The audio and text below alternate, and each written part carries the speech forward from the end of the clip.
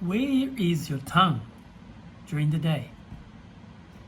Hello Jokers, thank you for watching this episode of Jokers Physiotherapy. Today I wanted to share with you an interesting fact with people who are clenching, grinding in the night or during the day. Obviously people with this may suffer from jaw problems, pain, teeth cracking, gum soreness, you name it. There are many unfortunate symptoms that can come on, and it has often to do with what's happening with your tongue position during the day. So where is your tongue during the day when you're not talking and chewing? How are you breathing? What often happens is the tongue may be sitting on the floor of your mouth, which may push the bottom teeth forward, or that tongue being on the floor of your mouth may be because of the paw posture. Whichever first, often in the modern society, people are using smartphones, laptops, computers, reading things but looking down, tablets, cooking, you name it. We spend a lot of time looking down. But in addition to things we used to do like cooking or ironing, more screens are competing for our eyeballs, like smartphones. How are you using your smartphones? Are you looking down? When the head goes forward, your jaw will come forward. You know why? Because the 50% of your jaw joint is made up of temporal bone, which is the skull.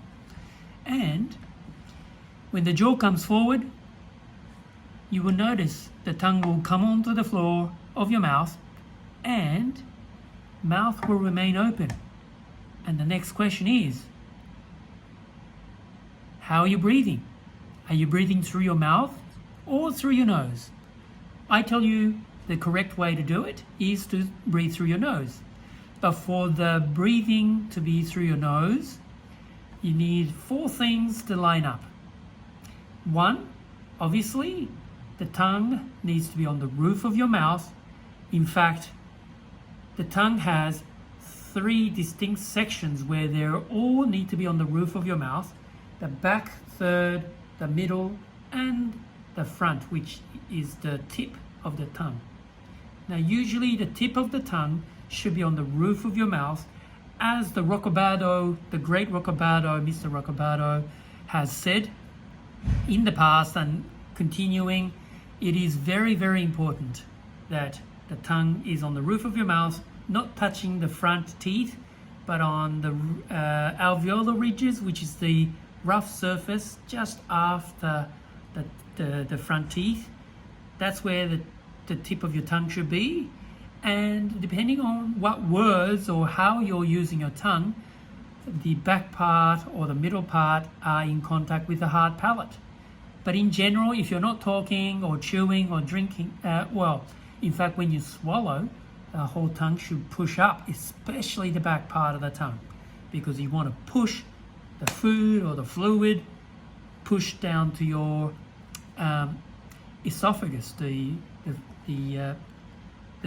tube down to your stomach. Anyway, so that is very, very important. So that's the tongue on the roof. And then teeth should be slightly apart. Some experts say butterfly contact, touching or not touching, basically not touching.